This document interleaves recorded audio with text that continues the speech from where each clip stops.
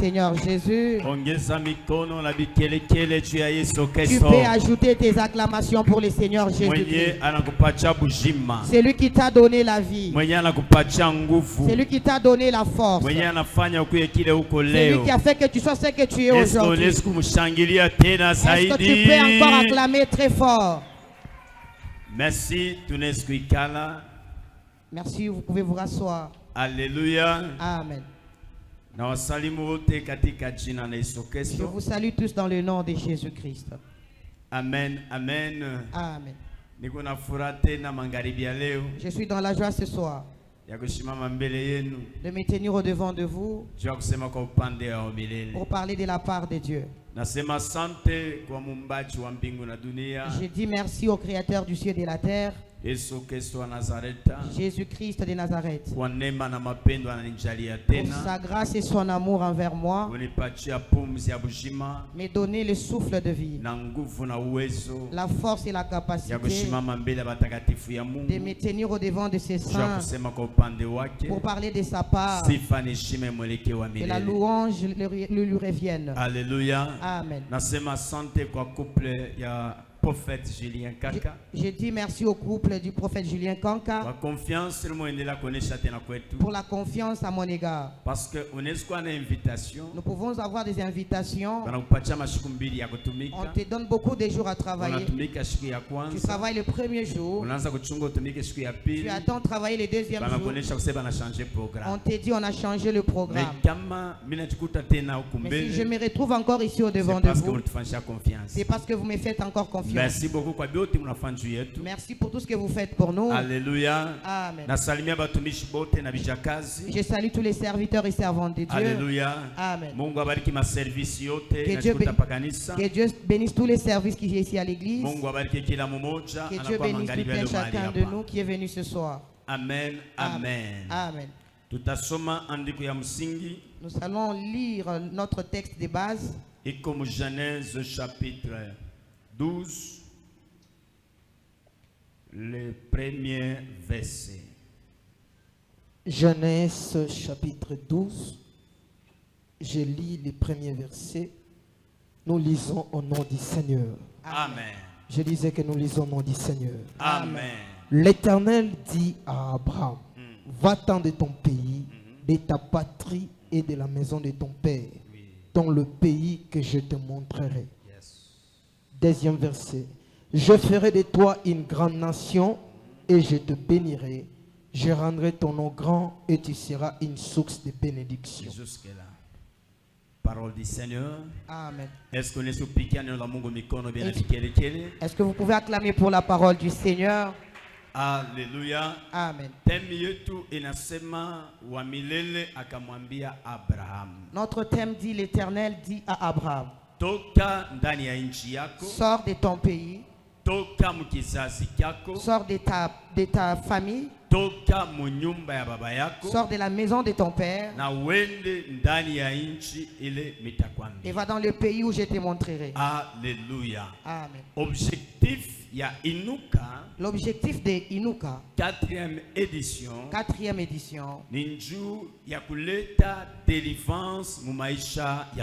c'est pour apporter la délivrance dans la vie des hommes, pour apporter la délivrance dans la famille des gens. Je commence aujourd'hui par là que je m'étais arrêté le mercredi. Alléluia. Amen.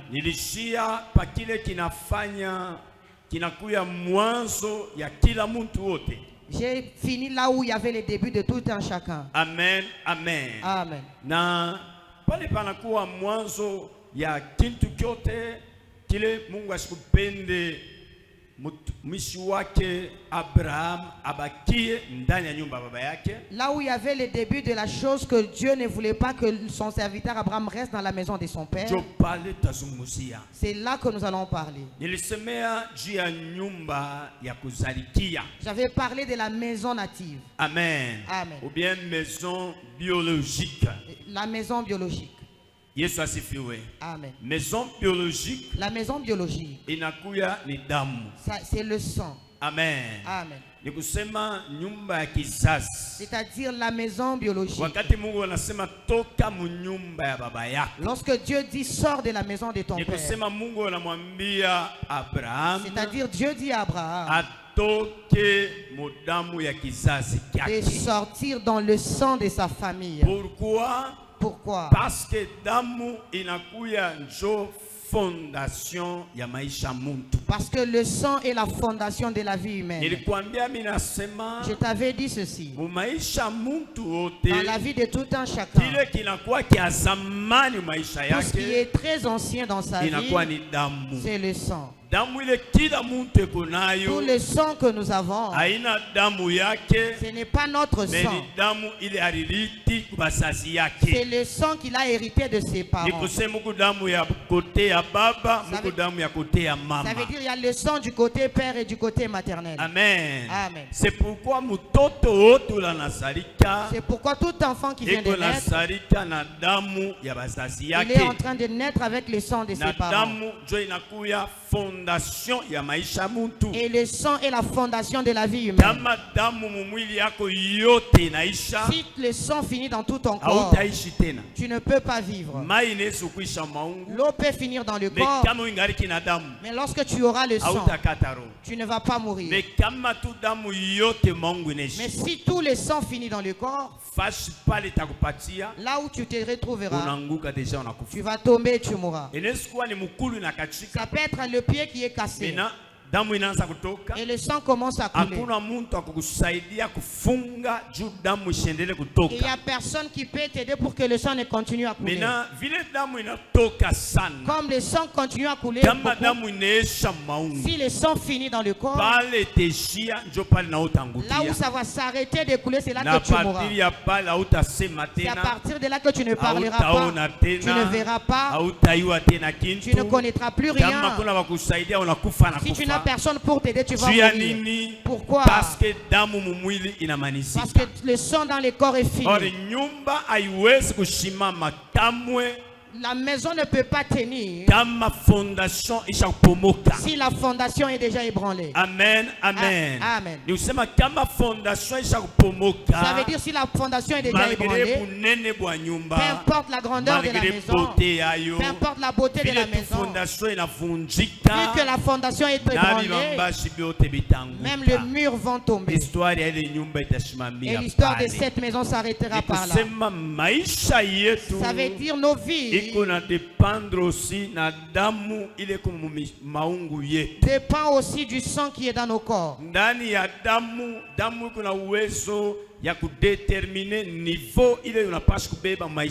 Le sang détermine le niveau que tu peux prendre ta vie.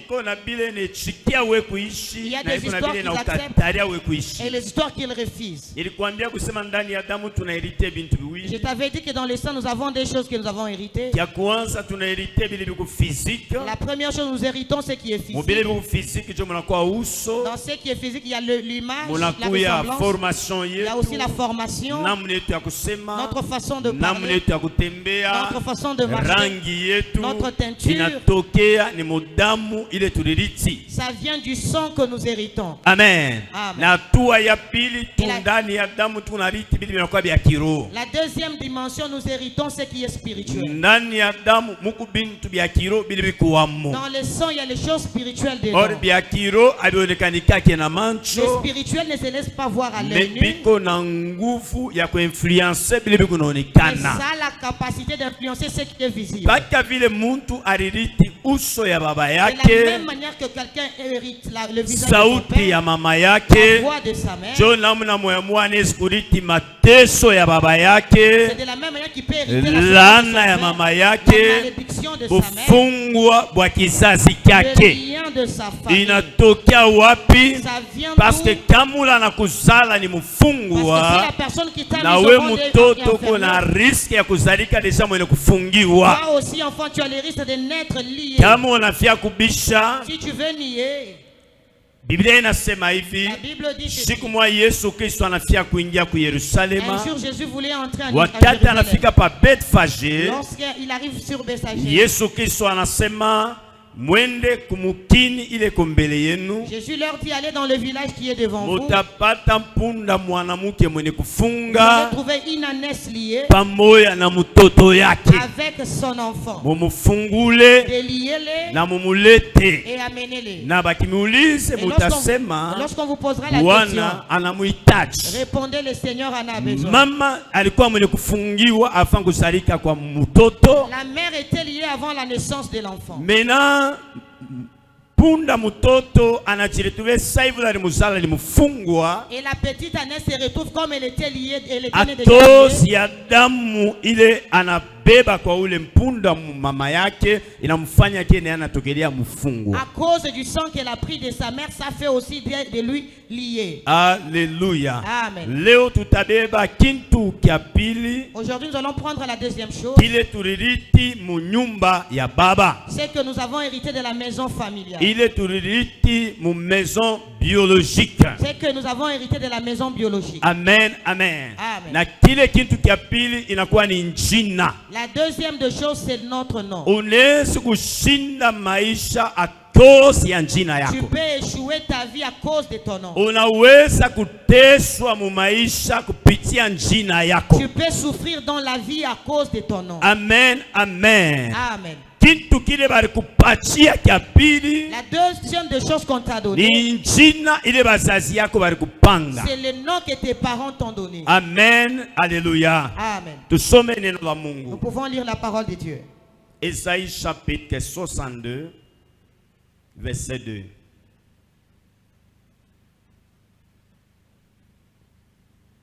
Ésaïe 62, je lis le deuxième verset.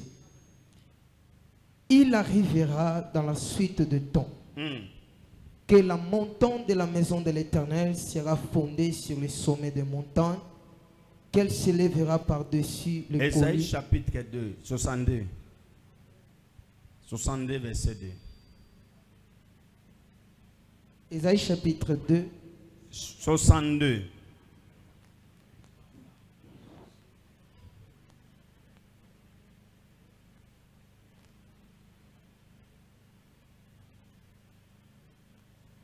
Je peux lire.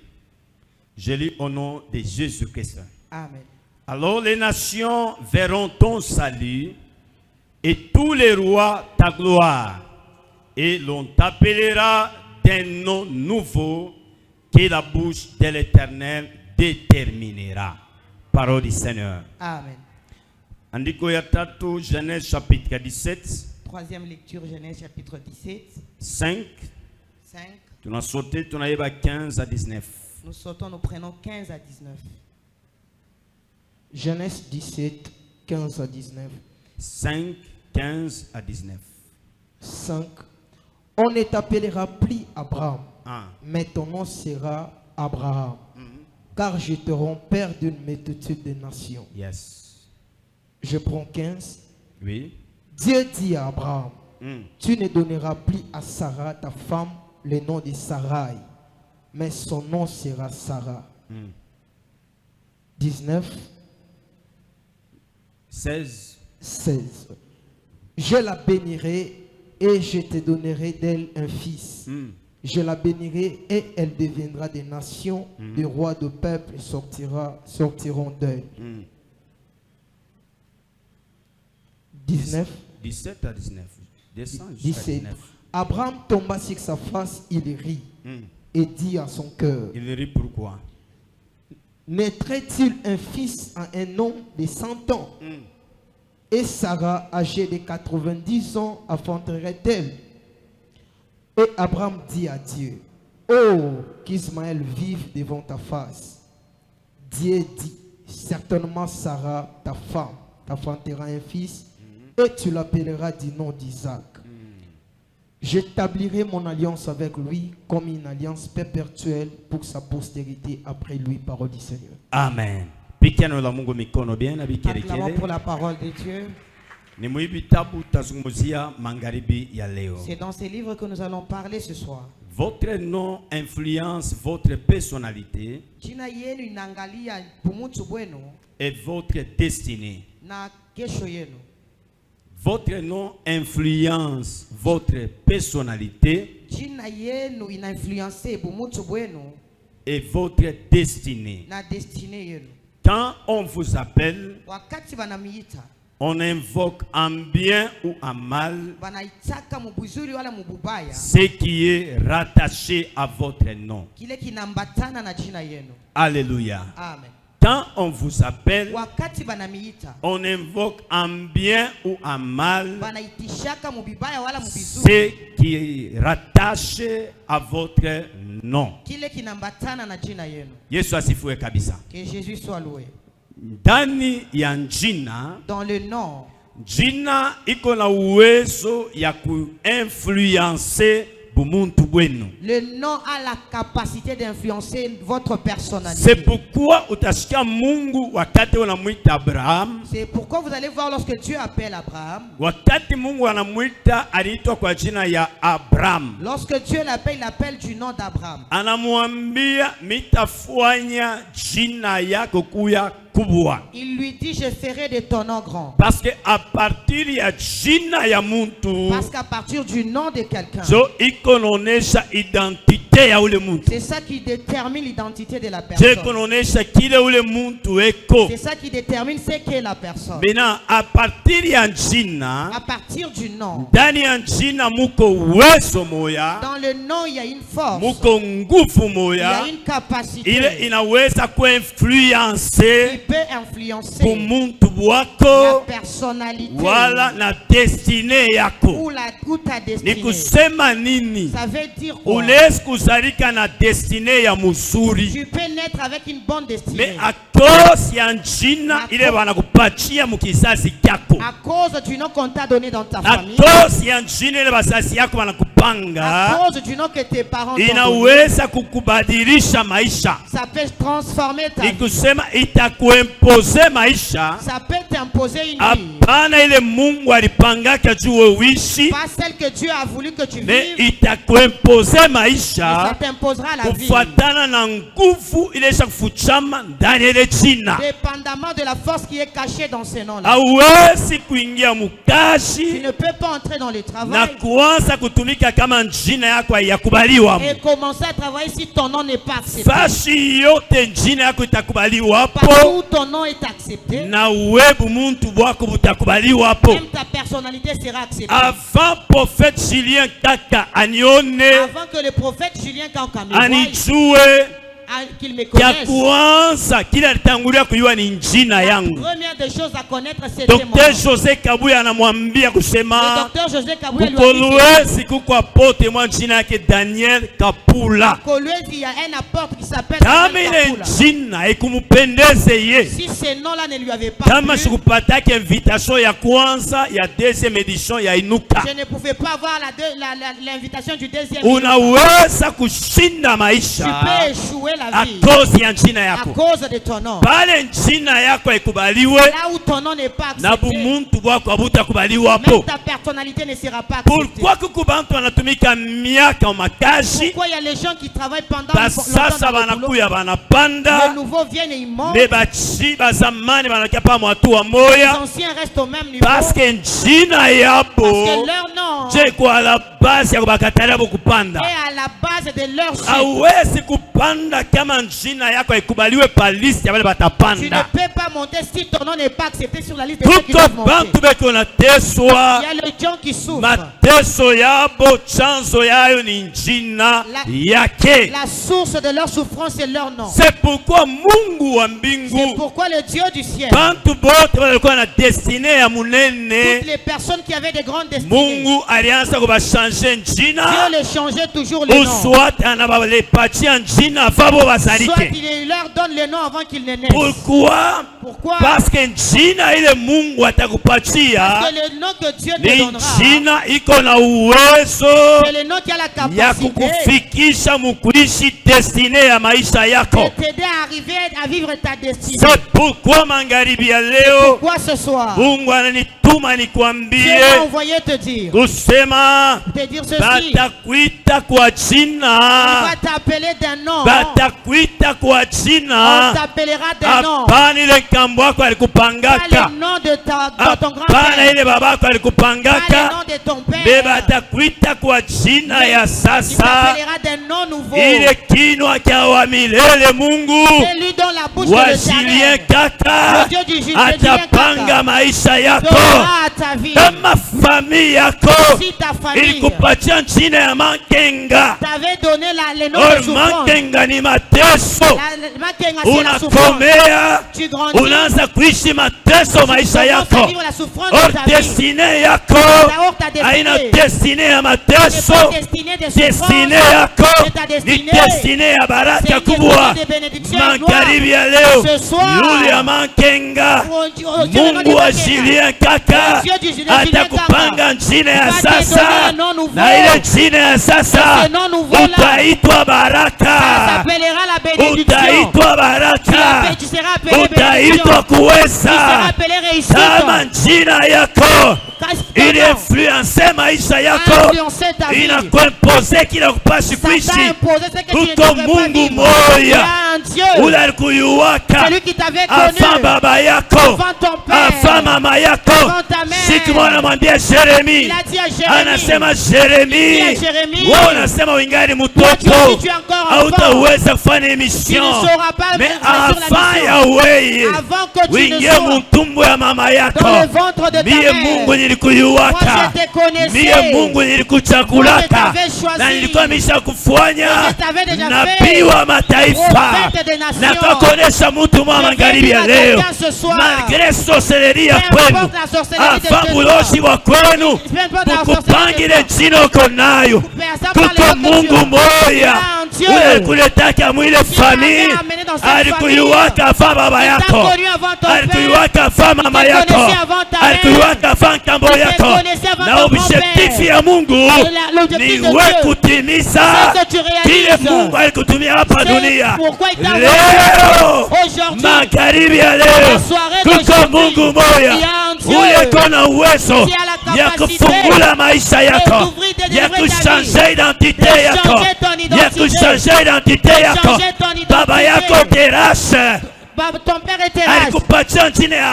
Il t'avait donné le nom d'Abraham. Dieu a regardé. Abraham. Il y a seulement personne élevé.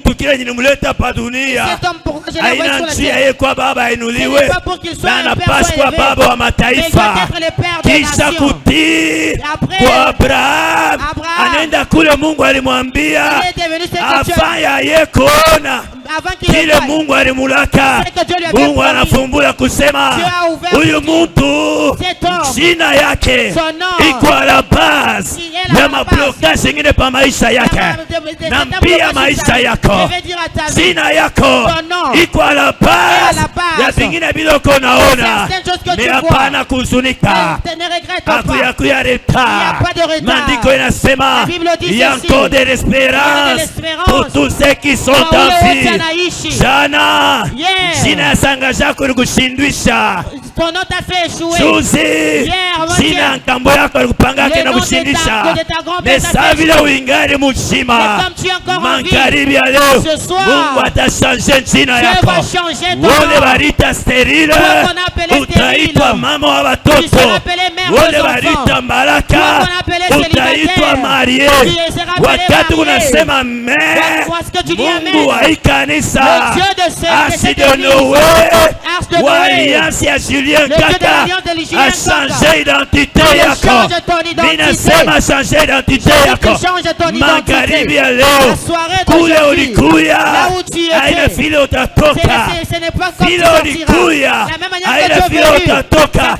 Kuko Mungu moya anachangea kama identité. Il y a un Dieu qui change des identités. Wewe utaita tena Abraham. Toi tu ne seras plus appelé Abraham. Utaitwa Abraham. Tu seras appelé Abraham. Utakuwa baba wa mataifa. Tu seras le père de nations. Destinée yako inapaswa kufanshika. Ta destinée doit être accomplie.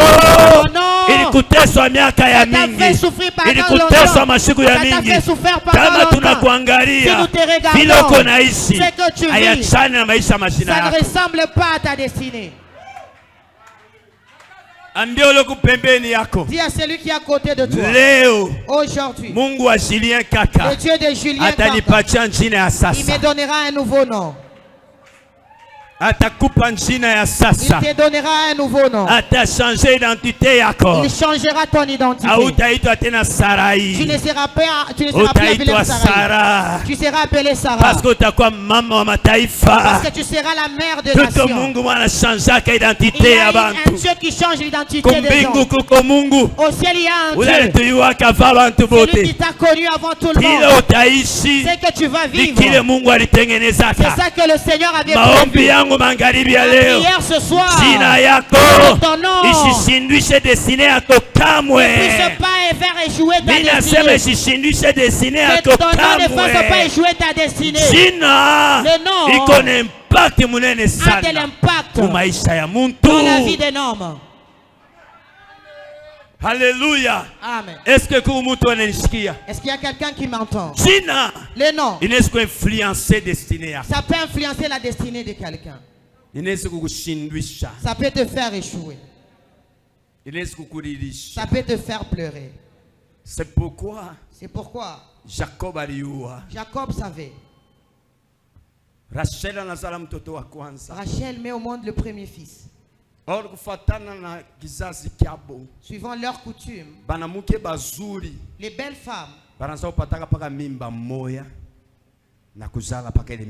elles pouvaient tomber enceinte qu'une seule fois et mettre au monde et c'est fini. Sarah était belle. Mais toute sa vie, elle n'a trouvé qu'une grossesse. Elle a mis au monde un seul enfant.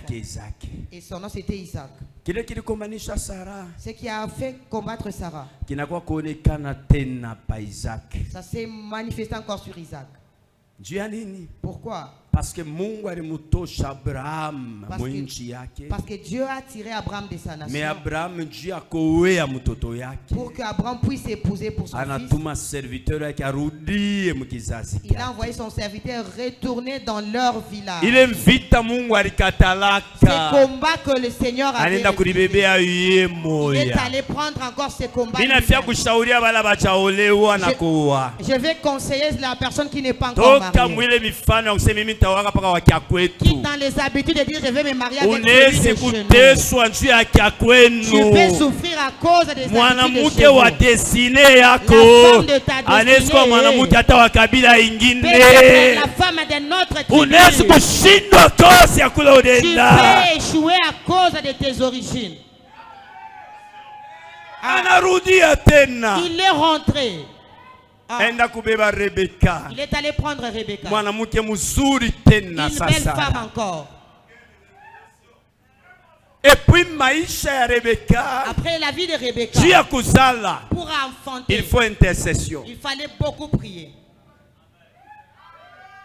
Vite balituambia jana kwa pote Ezekiel. Le combat dont on a parlé, limitation ilikuwa ndani ya Terash. L'esprit qui était dans la vie de Terash. Inabamba tena Rebecca. Il a pris encore Rebecca. J'ai kuzala ni problème. Pour enfanter c'était tout un problème. Il faut maombi. Il fallait la prière. Jana pata mimba moya. Pour trouver une seule grossesse. Mwile mimba moya. Dans cette grossesse. Munatoka batoto bawi. Est sorti deux enfants. Esau na Yakobo. Esaü et Jacob. Et le ventre est fermé.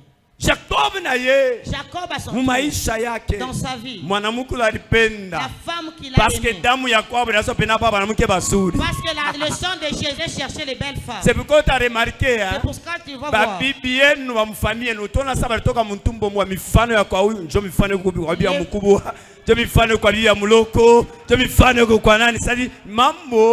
Aina babibi mambo ni mweba bwana parce que damu iko na uwezo ya kukuchakulia kile wao kupende ce que toi tu n'as pas voulu.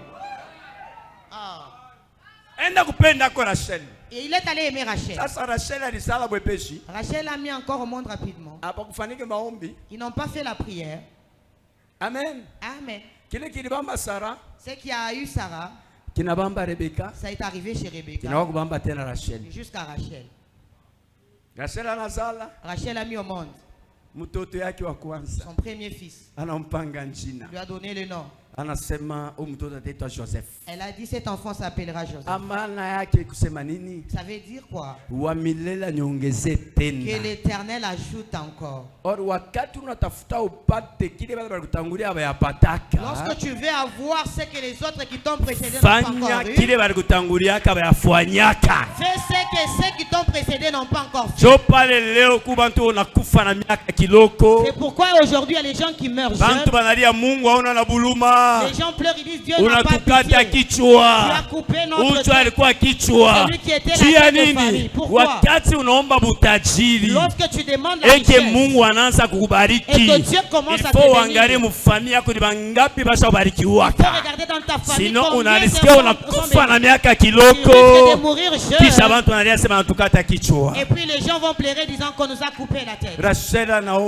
Rachel a donné le nom. Elle a dit que le Seigneur ajoute encore. Les belles femmes chez elles, c'est une seule grossesse. Mais elle a eu la deuxième grossesse. Et puis elle marche avec la deuxième grossesse. Les lois de chez elles. Les belles femmes de chez nous, elles ne prennent jamais la grossesse deux fois. Elles ne peuvent pas avoir un deuxième enfant. Le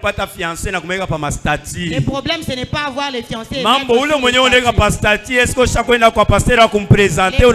c'est que tu mets sur les statuts, tu l'as déjà présenté chez ton père. C'est ce qui a touché ta soeur. Ça peut aussi te rattraper. C'est ce que j'ai pris ce soir. C'est que toi tu ne répéteras histoire pas négative ya famille l'histoire négative de ta famille. Jésus. Alléluia. Amen. Elle est tombée enceinte la deuxième fois. Le jour de l'accouchement, l'enfant sort, la mère est en train de mourir.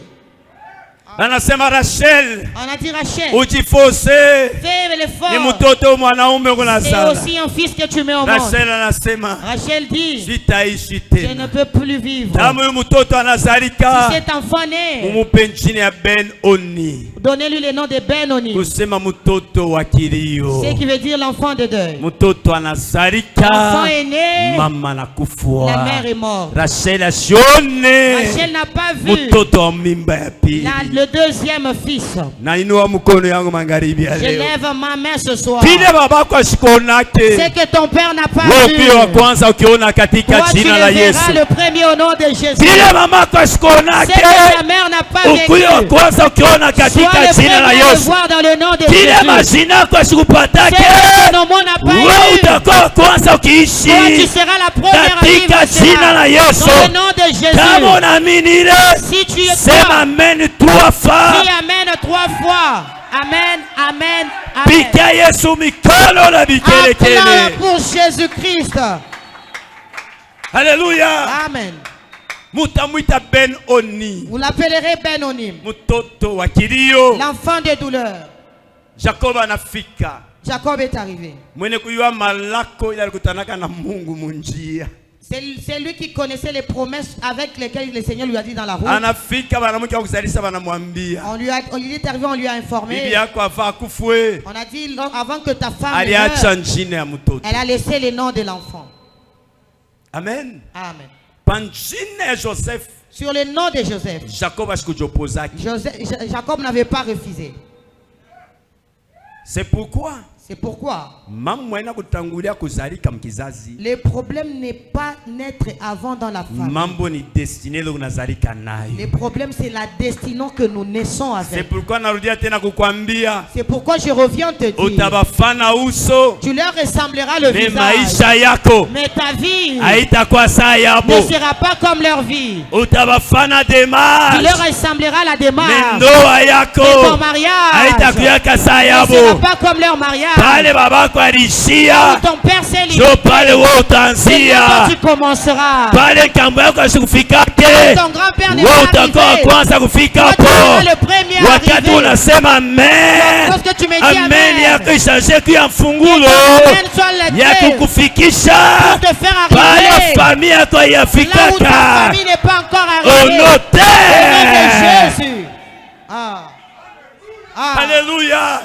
Jacob anakuya comme prophète. Jacob est venu comme prophète. Mwenye kuyua destiné ya batoto yake. Il savait la destinée de ses enfants. Anafika anapata jina ya Ben Oni. Il arrive, il trouve le nom de Ben Oni. Anasema mfamia yangu amwezi kwa mtoto wa kilio. Il dit dans ma famille peut pas y avoir un enfant de Rachel.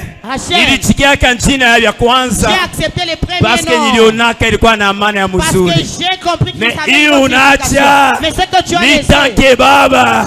Ninakatala injina. Je refuse ce nom. Mtoto yangu mon fils asitaitwa Ben Oni. Mais mtoto yangu ataitwa Benjamin. Amana yake mtoto wa kumkono ya kume ya baba. Mungu a changé identité ya change ton identité. Amen. Amen. Jine kuna impact munene mu maisha. Le nom a de l'impact dans la vie d'un homme. C'est quel nom que tu as? Et ça veut dire quoi? Et c'était le nom de qui? Et il avait quelle vie? Et toi tu veux vivre quoi? Alléluia. Mon prophète. Alléluia. Amen. Alléluia. Amen. Jina. Le nom. Ce n'est pas quelque chose de la blague. Ne donne pas le nom à quelqu'un pour faire plaisir à quelqu'un d'autre. Amen. Peut-être cet enfant, c'est lui ta bénédiction de demain. Mais toi, tu peux faire souffrir la vie de cet enfant. Dans le nom, il y a l'esprit du propriétaire du nom. Oh. Alléluia. Amen. Alléluia. Amen. Si le propriétaire du nom, il était lié. Il était féticheur. Il y a probabilité que tu vives une vie liée. J'ai déjà fait beaucoup de délivrances. Parce que Dieu m'a appelé dans les domaines de délivrance et guérison. Un jour, j'ai prié pour un frère. C'était comment? On ne priait pas avec lui. On priait avec sa grande sœur. Et ces frères-là aimaient les choses de Dieu. Lorsqu'ils répètent dans les canaux vocaux, il chantait très bien. Lorsque nous arrivons dans le culte, si on entend un cantique, on commence à chanter. Lui tombe devant et puis il s'évanouit.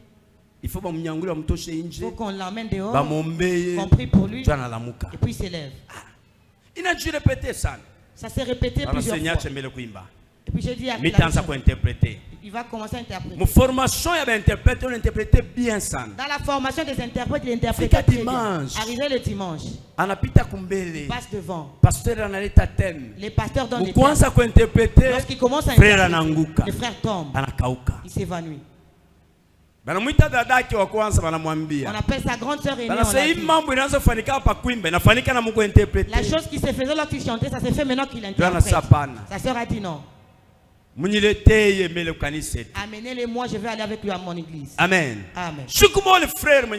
Un jour ces frères-là s'endorment. Ils rêvent. Un vieux papa qui vient. Il lui dit, toi tu es mon homo. Ta vie, tu vas me ressembler. Il s'élève. Il appelle son père. Il dit, mon père, j'ai rêvé un vieux papa costaud, épais et lancé. Il avait porté le chapeau de chef.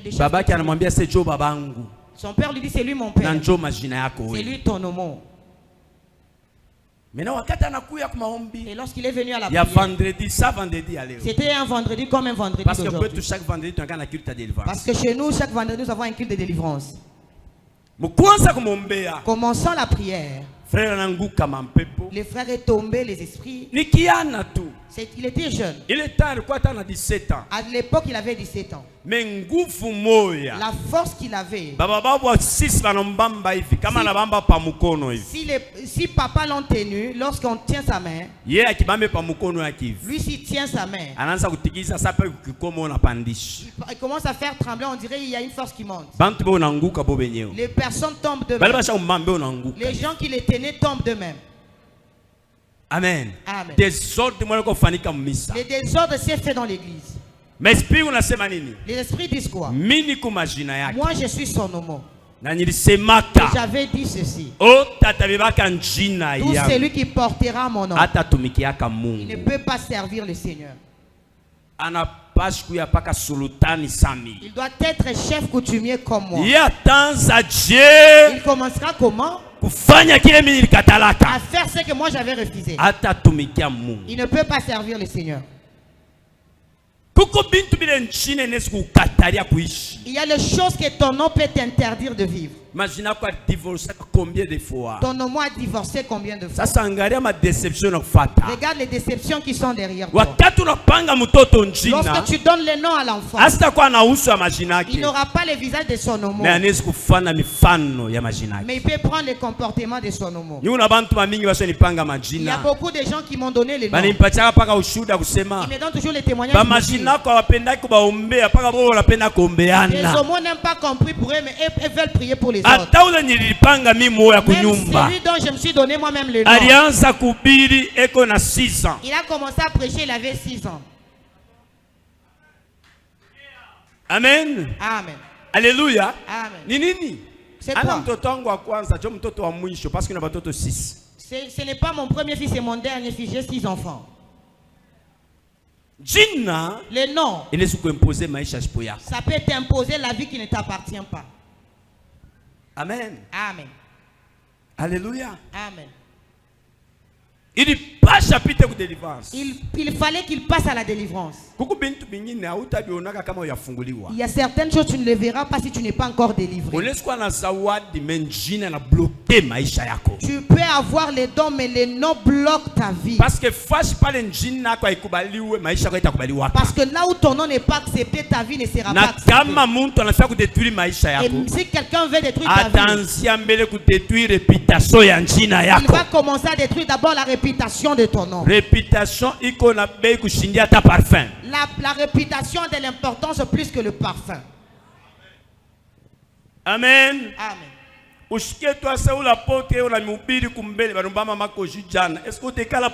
tu entends tellement que l'apôtre là on l'a trouvé en flagrant délit. Tu vas rester là en train de l'écouter. Amen. Amen.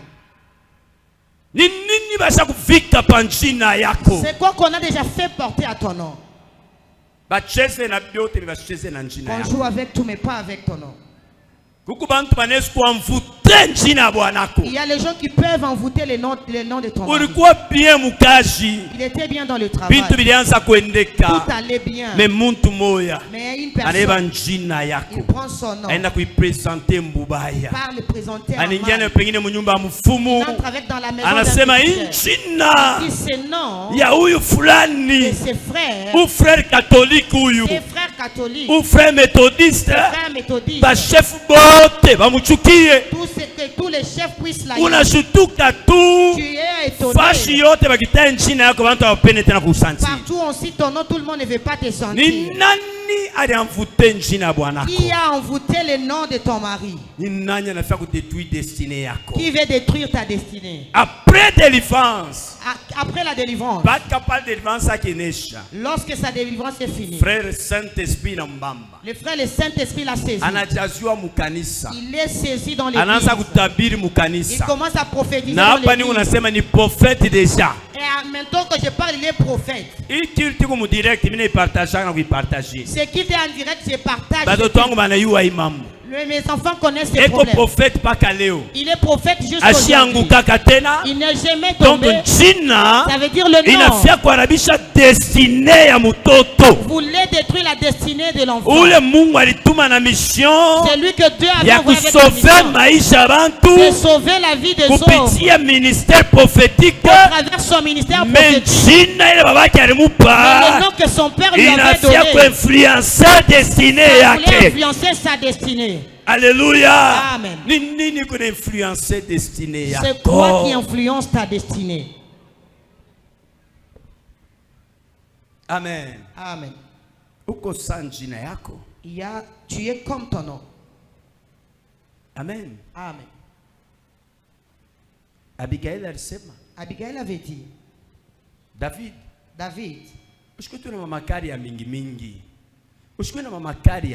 Ne sois pas très colérique. Et ceux dont tu viens chercher. Nabal que tu viens chercher. C'est lui que tu viens chercher. C'est comme son nom. Dans son nom, il y a la folie. Donc, ce qu'il a fait ressemble à son nom. Tu vas aller voir ça dans 1 Samuel chapitre 25, verset 25. Le nom.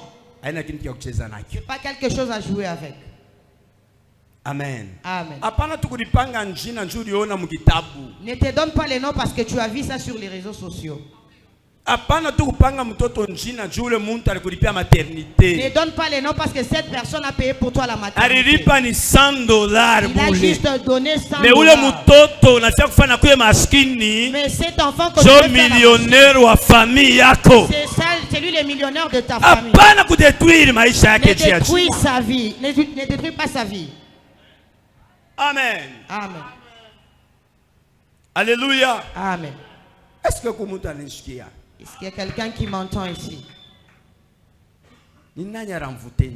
Qui a envoûté ton nom? Nous allons finir avec la dernière lecture. Nous allons nous arrêter par ici parce que nous avons des très fortes prières à faire. Luc chapitre 1er. Luc 1er. 59. Au fiquet par 63. 59 à 63. Luc chapitre 1er, 59 à 63. Le 8e jour, ils virent pour circoncire l'enfant et il appelait Zacharie du nom de son père. Mais sa mère prit la parole et dit, non, il sera appelé Jean. Ils lui dirent, il n'y a pas d'apparenté, personne qui soit appelé de ce nom. Et ils firent des signes à son père pour savoir comment il voulait qu'on l'appelle. Zacharie demanda des tablettes et il écrivit Jean et son nom. Et tous firent dans l'étonnement. Parole du Seigneur. Amen. Acclame encore pour le Seigneur. Dis à celui qui est à tes côtés que tout le monde resteront dans l'étonnement. Dis-lui encore que les gens resteront en train de s'étonner de toi. Amen. Alléluia. Amen. Si Dieu te donne un nom nouveau, ce nom-là étonne le monde. Il y a un Dieu qui fait étonner le monde. Le Dieu puissant. C'est Dieu qui s'est révélé à Zacharie. Il a envoyé son ange. Gabriel venait de chez Zacharie. Il a dit à Zacharie, ta prière est exaucée par Dieu. Il y a un Dieu qui exauce les prières. Ce soir qu'il exauce ta prière. Longtemps prié. La souffrance a traîné. Les gens t'appelaient déjà les noms de ta souffrance. Les gens t'appelaient les noms de ta souffrance. Il y a un Dieu qui exauce les prières. Et lorsqu'il répond, il donne un nom nouveau. La Bible dit, on t'appellera d'un nom dont la bouche de l'Éternel te donnera. Alléluia. Amen. La Bible dit, cet enfant qui naîtra de toi sera appelé Jean. Dieu a refusé que Zacharie puisse préparer le nom de l'enfant. Parce que la destinée de cet enfant, c'est une destinée qui ne s'est jamais vécue. Il vivra la vie qui n'a jamais vécu. La vie qui ne s'est jamais vécue dans sa famille. Dieu a refusé que les hommes donnent le nom. Lui-même, il a donné le nom. Venant du ciel. Disons cet enfant sera appelé Zacharie. Et ça signifie la grâce de l'Éternel. La soirée d'aujourd'hui, que l'Éternel mette sa grâce dans ta vie. L'Éternel répande sa grâce sur tes enfants. Sa grâce sur ton ministère. Même si on avait dit, si c'est non, les gens ne réussiront pas. Toi, tu réussiras par la grâce de Dieu. Toi, tu seras appelé le riche de ta famille. Si ton nom est pauvre, toi, tu seras riche. Si ton nom est stérile, toi, tu seras mère des enfants. Pourquoi? Parce qu'il y a un Dieu qui fait grâce. Qui il veut. La soirée d'aujourd'hui, la grâce de l'Éternel, il localise batoto yako, il localise bwana yako, il localise ministère yako. Bantu batashutuka, kanisa inaanza kunenepa, kanisa inaanza kuongezeka. Arche de Noé inauza mpango, batase binafanyika je, neema ya wa milele. Mungu wa Julien Kaka ilokalize ikanisa, ifanye wengine bakui ba millionnaire. Mufamili yenu amukayake batajiri, wewe utakuwa wa kwanza. Mufamili yenu amukayake bashefu, wewe utakuwa wa kwanza. Mufamili yenu abafanyake mariage one yako weye haina korali takuimbia. Ile siku ya orkestra haitaimbaka. Ile siku ni fanfari bataluwaka fanfari. Iko napika miziki hapa, wewe kuningia munkanjo mweupe, wana yako munkochi mweupe, batasema hatukuwazi yake. Kile kiafanikaka ifanike pa maisha yako, puke maisha yako ishangaishe bantu. Ninasema utashangaisha bantu. J'ai dit tu étonneras les autres. Maisha yako itashangaisha bantu. Ta vie étonnera les autres. Kuko jamu atazalika mu nyumba yako. Il y a quelqu'un qui naîtra dans ta famille. Neema mwa itazalika mu nyumba yako. Il y a une grâce qui naîtra dans ta maison. Bible inasema, la Bible dit, huyu mama Elisabeth, cette femme malgré âge yake, peu importe son âge, anasala mtoto mwanaume. Elle a mis au monde un fils. Bantu banakuya siku ya kutairiwa kwa mtoto. Les hommes sont venus le jour de la circoncision de l'enfant. Banaanza kumupanga manjina. Ils commencent à lui donner le nom. Banasema, ils disent ceci, huyu mtoto, cet enfant, sasa hivi anafana babake. Comme il ressemble à son père. Tena mtoto wa kwanza. C'est le fils aîné. Jina yake ataitwa Zakari. Son nom sera Zacharie. La mère a dit, hapana, non, huyu mtoto, cet enfant, jina yake haina Zakari. Son nom n'est pas Zacharie. Huyu mtoto, cet enfant, jina yake son nom, ni Yohana. C'est Jean. Bantu anasema hapana. Les gens dit non. Elisabeth, c'est non. Ulipata wapi? Tu l'as eu où? Dans ta famille. Il n'y a pas ce nom. Dans la famille de ton mari. Il n'y a pas ce nom. Ça veut dire, la soirée d'aujourd'hui, ce nom-là, il n'a jamais été dans ta famille. Il n'a jamais été dans la vie de Lubumbashi. Il n'a jamais été dans ta famille. C'est ce nom-là que Dieu s'est décidé de donner dans ta vie. Identité. Ton identité. Il n'était pas dans ta famille. Son identité. Que le ciel de Dieu veut te donner ce soir. Lorsque tu dis Amen, que Dieu change ton identité. Que Dieu change ton identité. Que la délivrance est déjà commencée. La délivrance a déjà commencé. Que Dieu change ton identité. Là où on t'appelait stérile, qu'on t'appelait la mère souffrance des enfants. Là on t'appellerait souffrance, qu'on t'appelle la bénédiction. Là on t'appelait Benonino, l'enfant des souffrances, celle qu'on a mis au monde de la souffrance. Ce soir, Jésus change non. Et non les noms de ta famille. Les noms de ta famille n'est pas arrivé. Ça arrivera avec toi. Je disais ceci. Là où le nom de ta famille n'était pas arrivé, n'était pas entré, ça arrivera avec toi. Ça arrivera avec toi. Ça entrera là avec toi. On citera le nom de ta famille à cause de toi. Là où on ne connaissait pas ton nom. Là on ne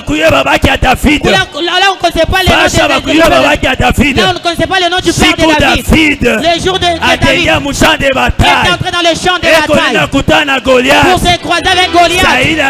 Saül a posé la question. Saül pose la question. De qui il est fils? De qui il est fils? Le Dieu de cette église, il prenne ta vie. Il change son identité. Ton père, on le connaîtra à cause de toi. Ta mère, on la connaîtra à cause de toi. Ton grand-père de même.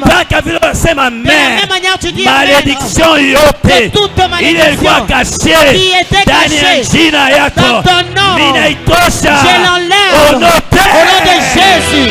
Rano Savariba, Chandelebro Shata, Ronas Cavania, Rambredo Shayakagago Shata, Ranus Kevaya Ramande, Lupaya Cantelebro Shakaya Mamabosha. Rabasa Kayandelebra. Wow! Ramamamamamosha Neleba. Ranananosha Yakayano. Ratelekosha Parasha Kayalebosha. Wow!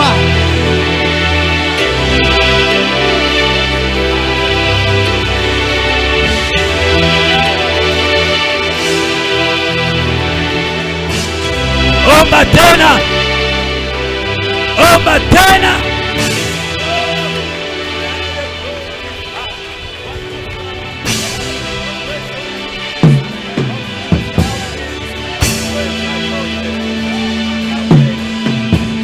Sharamandele kora masopaya. Le rananano shayaka imradage. Lupaya negevane asota paya kiyo. Ramambrege de levai, l'antele kovania, santele brashaka ya nananarosha. Wow!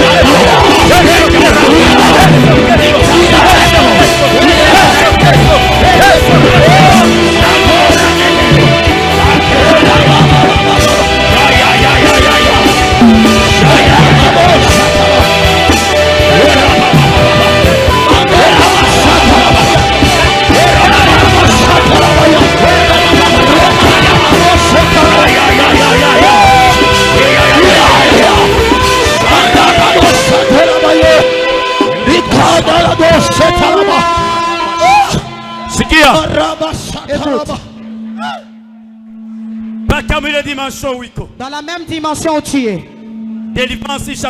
La délivrance a déjà commencé. Je suis étonné que tu sois assise. Je suis étonné que tu sois assise. Royote Yamubaya. Toute mauvaise loi. Tout mauvais esprit. Il était caché dans le nom de ta famille. Il était caché dans le nom de ta famille. Il a imposé maisha pamoja. Il nous a imposé la vie d'uniforme. Maintenant que je parle, toi qui m'entends, que cet esprit te quitte. Que cet esprit sort. Au nom de Jésus. Sors. Ça sorte. Que cet esprit sorte.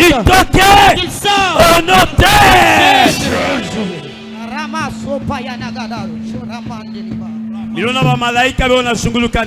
Je vois les anges en train de sillonner dans la salle.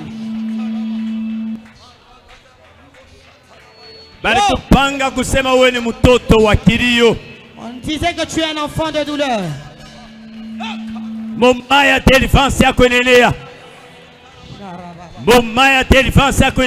Le moment de ta délivrance est arrivé. Reçois-le maintenant. Reçois-le maintenant. Reçois-le maintenant. Reçois-le. Toute force qui était cachée sous ton nom. Sous ton nom. Ça t'a imposé une vie qui était contraire de ta destinée. Aujourd'hui, que cela te laisse. Que cela te quitte. Que cela te laisse. Que cela te laisse. Que cela te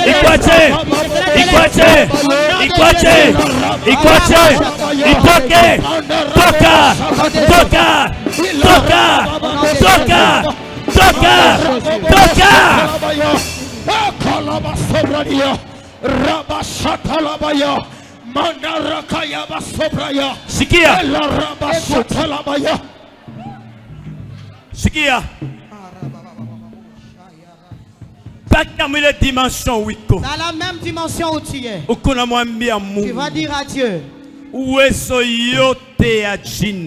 toute force du nom il est influencé destinée qui a influencé ma destinée. Il peine que changer destinée à batoto yangu. Je voulais changer la destinée de mes enfants. Toute force qui est cachée dans le nom de mon mari. Pour nous imposer la vie qui ne nous appartient pas. Aujourd'hui j'enlève cela. Frappe tes mains.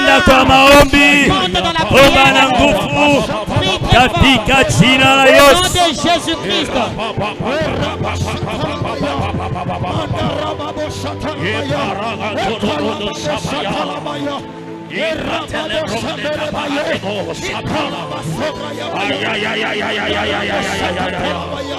Panda tena kwa maombi.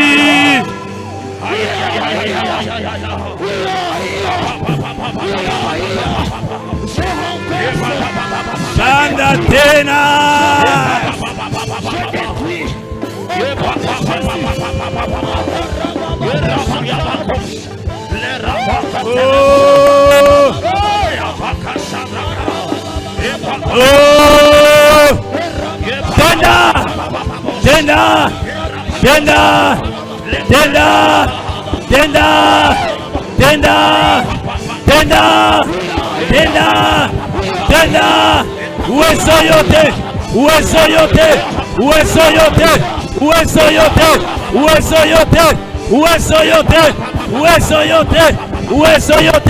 Ile ifutama mujina yake itoke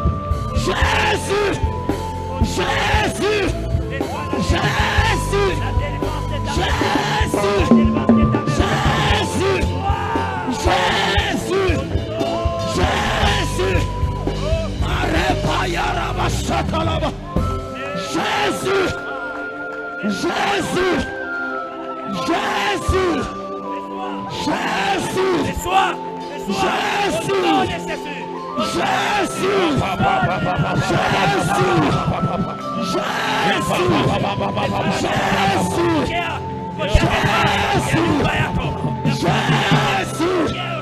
Jésus. Rabashatalaba.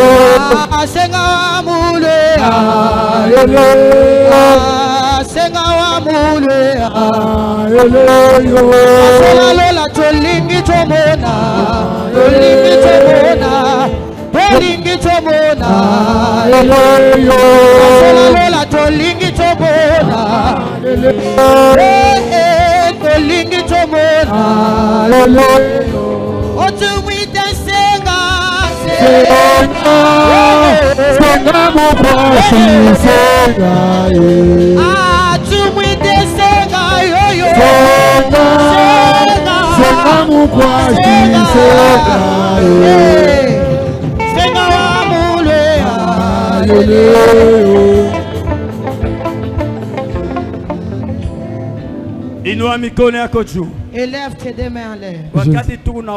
Lorsque nous prions, je vois un esprit de sirène. Il crie, il dit, je ne laisserai pas son mariage. Il dit, je ne laisserai pas. Aujourd'hui, tu vas laisser. Cet esprit de sirène. Ta place est dans le zoo. J'allume le feu. Le feu.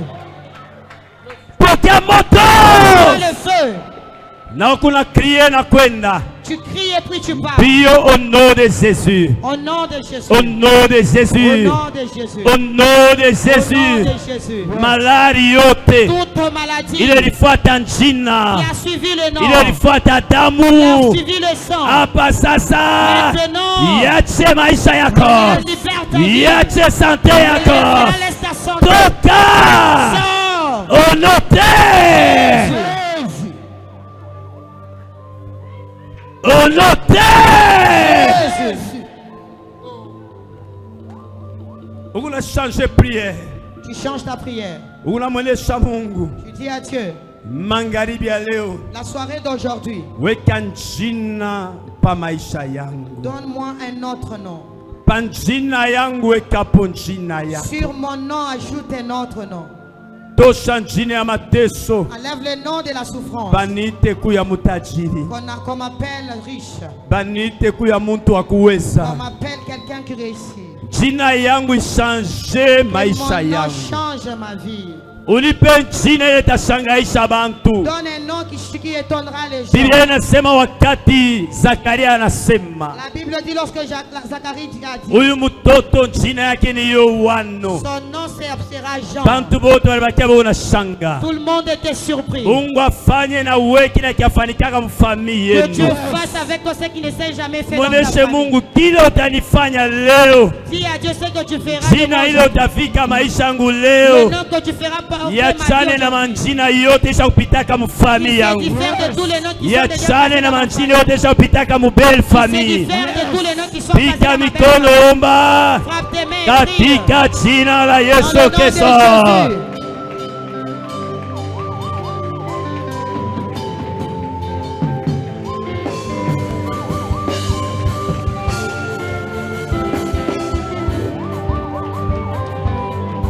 Pika mikono omba. Pika mikono ombe. Uchina la Yesu. Uchina la Yesu. Uchina la Yesu. Panda tena kwa maombi. Panda tena kwa maombi. Mungu akupe jina ya sasa. Mungu akupe jina ya sasa.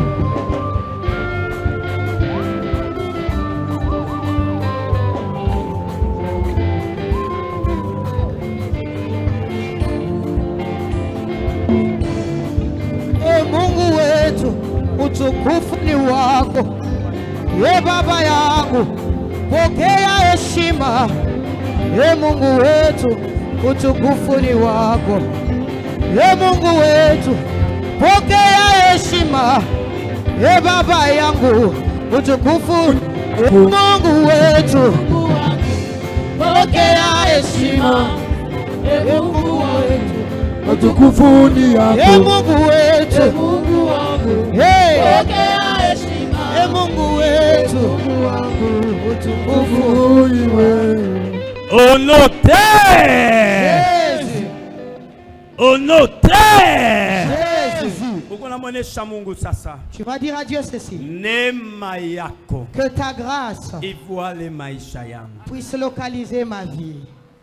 Pale balinikataria kamie. Là où je n'étais pas accepté. Pale njina yangu haikupasha kufika. Là où mon nom ne devrait pas arriver. Neema yako nifikishe. Que ta grâce me fasse arriver là. Neema yako tikishe fashi yote.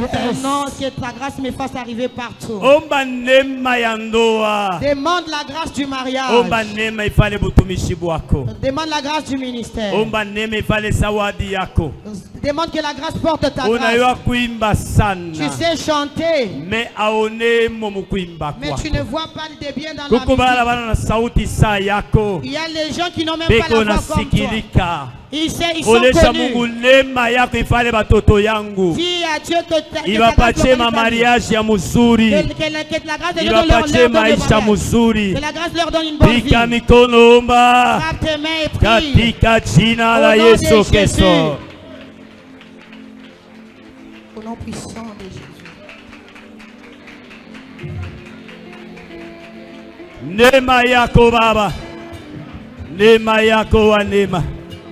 Neema yako wa miujiza. Neema yako wa salama. Neema yako wa nguvu.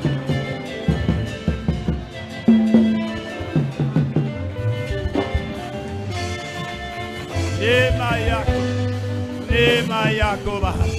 Neema yako Seigneur. Neema yako Jésus. Neema yako Elohim. Neema yako mfalme mkubwa.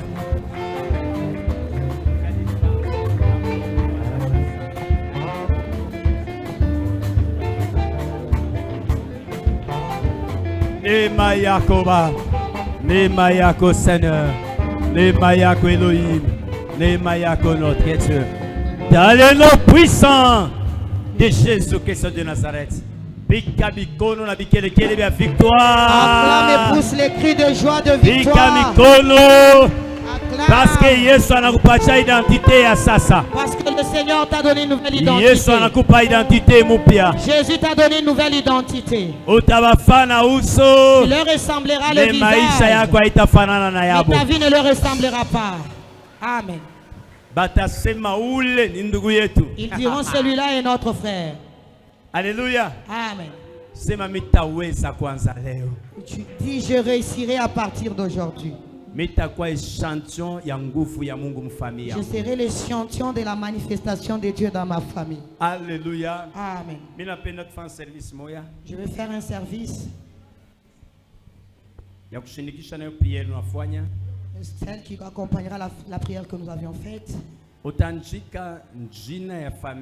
Tu écriras le nom de ta famille.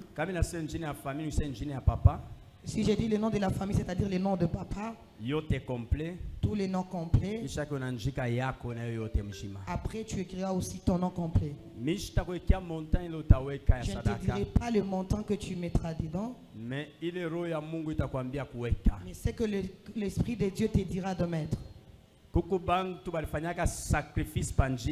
y a les gens qui ont fait les sacrifices sur ton nom. Au frère Kamboya qui alifanyaka sacrifice kusema bote watavalaka njina yake batatumikiaka Mungu. Ses frères, son grand-père a fait des sacrifices disant que tous ceux qui porteront son nom ne serviront pas les seigneurs. Après délivrance yake nimwambiaka fanya sadaka ile roho itakwambia. Et après sa délivrance, je lui avais dit fais l'offrande dont l'esprit te dira. Aenda kufanya offrande ya kalulu. Il a donné un lapin. Il a donné un lapin. Il a dit Père, je n'avais rien. Parce qu'à l'époque, il était élève. Je ne veux pas donner ce qui n'était pas à moi, mais je donne ce que j'avais. Aujourd'hui, il sert les seigneurs en prophétisant avec beaucoup de précision. Mungu akushanje identite. Njina yote ya kizazi yote itanjikiwa pa ima envelope. Na sakrifisi yote itekalo mundani ya kompanye prière na délivrance totale ionekane. Mujina la Yesu Kristo. Amen. Kwa beba? Viens prendre. Utakuwa na dimanche. Tu vas porter ça le dimanche. Même si tu devrais aller le dimanche au boulot.